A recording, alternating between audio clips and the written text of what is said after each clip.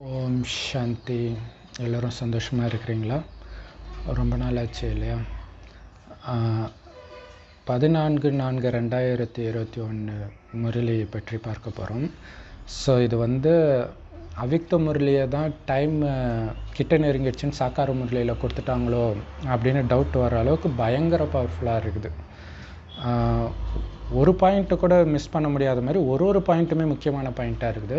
So அதோடைய சாரத்தை நம்ம பார்க்கலாம். ஸோ பாபா முக்கியமாக என்ன சொல்கிறாருன்னா, இந்த முரளி கேட்கும் பொழுது உள்நோக்கு முகத்தில் இருந்து நீங்கள் கேட்டிங்கன்னா மட்டும்தான் இது மகா வாக்கியமாக உங்களுக்குள்ளே போய் சேரும். இல்லாட்டினா இது ஒரு சாதாரண வாக்கியமாக தெரியும். ஸோ அப்படின்னா என்ன அர்த்தம் அப்படின்னா, எல்லாமே எனக்கு சொல்கிறார், என்னுடைய குணத்துக்கு. பாபா எந்த லைனை சொன்னாலும் இதை எதுக்கு பாபா என்கிட்ட சொல்கிறார், ஏதோ ஒன்று இருக்குது எனக்காக சொல்கிறார். ஒரு லைன்லையும் இது மற்றவங்களுக்காக சொல்கிறாரு, அவங்களுக்காக அப்படின்னு இல்லாமல் எனக்கு எனக்கு எனக்கு அப்படின்னும்போது தான் அதோடைய பவரே நமக்கு தெரியும். அப்போ தான் அந்த குணமும் தாரணையாகும் அப்படின்னு பாபா சொல்கிறார். ஸோ அடுத்தது, மனமே ஒரு கோயில் தான். கோயிலில் தேவதைகளுக்கு தான் சிலை வைப்பாங்க, தூய்மையான தேவதைகளுக்கு. அந்த மாதிரி தூய்மையான குணங்களை சிலைகளாக உங்கள் மனம்ன்ற கோயிலில் வைங்க, அலங்கரித்து வைங்க.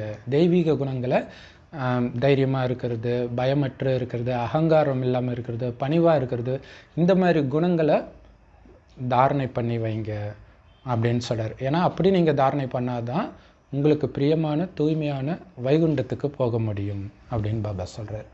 அடுத்தது, சேவை அப்படின்னா யாராவது தப்பு பண்ணால் அதை திருத்துறது மட்டும் கிடையாது. அவங்க தப்பு பண்ணுறது காரணம் அவங்களுக்கு சக்தி இல்லை. உங்களுடைய யோக பலத்தின் மூலமாக அவங்களுக்கு அந்த சக்தியை நிரப்புறது தான் உண்மையான சேவை. அப்போ அந்த பலம் உங்களுக்கு வேணும் அப்படின்னா உங்களுக்குள்ள எந்த குறைகளும் இருக்கக்கூடாது. எண்ணம் சொல் செயலால் கூட வீண் எண்ணம் கூட உங்களுக்கு வந்துடக்கூடாது. அதனால் உங்கள் மேலே கவனம் கொடுங்க, எச்சரிக்கையாக இருங்க. அப்படி நீங்கள் ஒரு தீய சங்கல்பத்தை எழுப்புனீங்கன்னா அந்த அதிர்வலைகள் போய் மற்றவங்களை தாக்கும். அது உங்களுக்கு பாவச்சுமையாகும். அதுதான் உங்களுக்கு பந்தனமாக நிற்கும். சேவை செய்கிறதுக்கும் சரி, சுய புருஷார்த்தத்துக்கும் சரி அப்படிங்கிறார். ஸோ இது எவ்வளோ பெரிய சீக்ரெட் பாருங்கள். எண்ணத்தில் கூட எல்லோரும் நல்லா இருக்கணும், அந்த சுப எண்ணம் மட்டுமே இருக்கணும். உலகத்தை தூய்மையாக்குறான் அந்த எண்ணம் மட்டும்தான் இருக்கணுமே தவிர வேறு எந்த எண்ணமும் மைண்டில் வந்துடக்கூடாது. அப்போ தான் அந்த யோக பலத்தில் இருக்க முடியும்.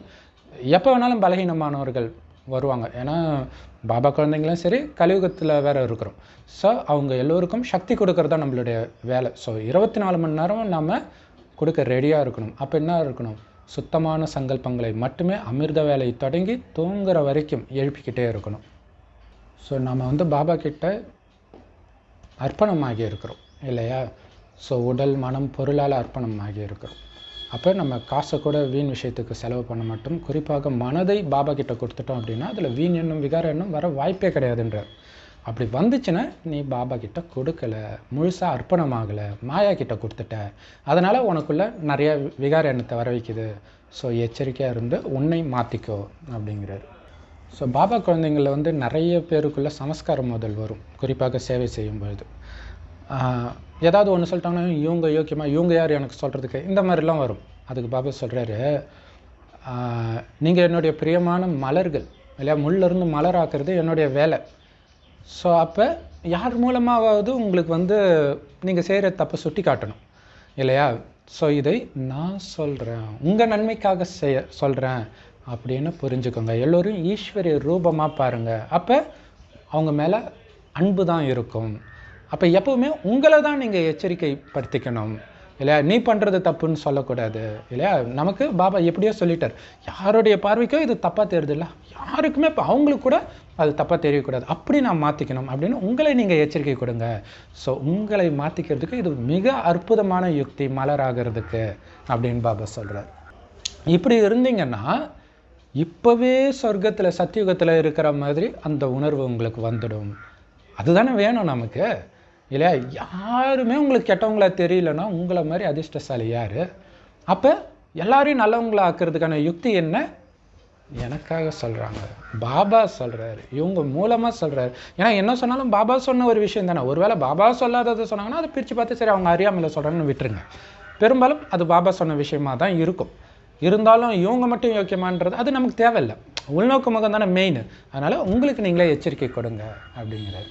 அப்போ ஒருவருக்கொருவர் அந்த அன்பாக இருப்பீங்க இல்லையா, இந்த அன்பை தான் பக்தியில் பாடுறாங்க அப்படிங்கிறார். ஸோ அப்போ ஒருவருக்கொருவர் அன்பாக இருக்கணும்னா அவங்க சொல்கிற குறை எனக்குள்ளே இருக்குதான்னு பார்த்து மாற்றிக்கணுமே தவிர அவங்க கிட்ட குறை இருக்குதுன்னா சண்டை போட்டுட்டு இருக்காதீங்க அப்படின்னு பாபா சொல்கிறார்.